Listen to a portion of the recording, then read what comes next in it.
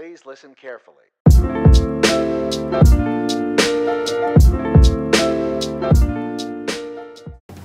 Hey everybody, it's Dan here with Canadian Craft Beer Collective. Very lucky to be here in Victoria, British Columbia on a beautiful sunny day, chatting with none other than Matt Phillips himself. How are you today? Really good, and you? I'm very well. Thanks for coming over. So you know what? We've talked a lot about the beers individually, we've talked a lot about some other subjects. I want to mainly chat with you right now, not so much about the beer, but I want to talk to you about what you guys do on a sustainability aspect, because I know this is near and dear to my heart. You know, I grew up in this area, and a lot of people do. When you grow up around nature and you grow up around these beautiful, pristine areas, you know, your heart really tends to lend to the sustainability aspect. I know this is something that you guys do in spades. So can you talk to me a little bit about that? Yeah, sure. You're right. I mean, sustainability is a big part of what's important to us as a brewery and to our staff and to how we operate and how we see our responsibility as a brewer. And so it's always been something we've been kind of loosely interested in. And of course, like so many things, until you really pay attention and measure and dedicate time and energy and resources towards, you don't really wrap your hand around what you can do and what you should be doing. And so, probably 7 or 8 years ago, we undertook a lifecycle analysis on really what our beer is, from the barley coming from the ground right through to the packaging and to the disposal of it. What really is the impact of that? And that was really eye-opening for us. And that really kind of said, okay, well, here's what we're doing. Here's what we should be doing. And that was the interesting thing to us. We uncovered all these things. Barley malt, has a huge footprint because it gets trucked from a long distance, because it's malted, and that takes a lot of energy. And wow, well, what can we do to reduce our amount of malt? Well, we did a bunch of things. And then what else can we do? Well, that's when we went down the road of designing and building our own malting plant. And it allowed us to not only take control of something that was so important to us, but also to do it in a more sustainable manner.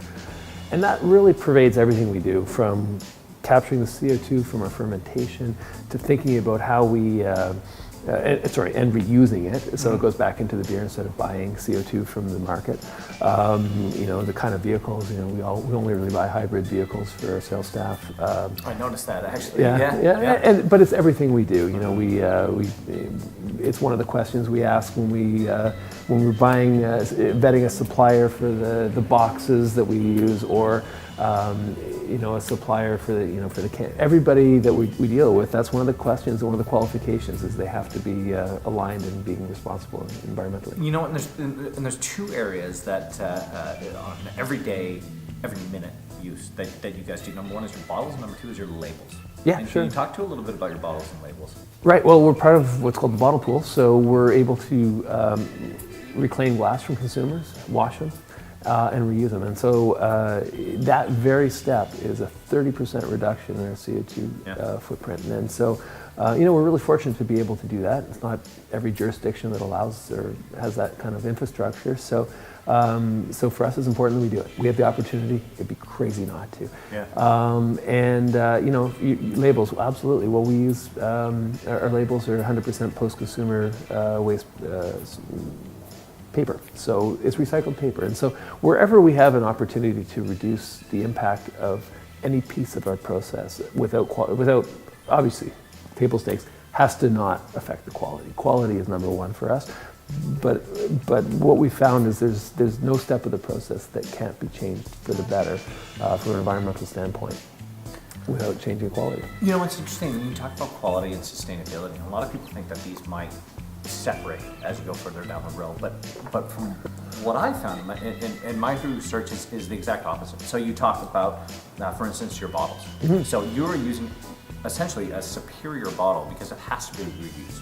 So stronger bottle, yeah. You talk about your malting, and you had to do it on site because it's more environmental. Now you have control of how that is malted, and you see it, and you do it yourself. Absolutely. So, the further that you go along down the road of sustainability, the really more a product gets better in quality, would you say?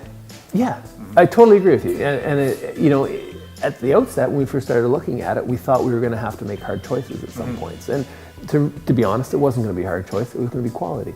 But what we found is exactly what you mentioned, is that the further we go down that process, everything aligns really nicely, and a choice for the better for one typically ends up being a choice for the better for the other as well. Yeah, and sometimes it might be, a bigger investment up front, but down the road, it's just the right choice. So. Yeah, it's what we believe in as a brewery, so yeah, it's always the right thing. Perfect. I think that's a great way to end the conversation on. Matt, thank you for having us today. My pleasure. Really enjoyed our time here. To everyone watching overseas and locally as well, look for Phillips, ask for Phillips. It's on the shelves. It's all over Asia. It's all over Europe. It's a wonderful brewery and something you guys should really look into. So thank you for tuning in to Canadian Craft Beer Collective. And remember, beer matters. Cheers. Cheers.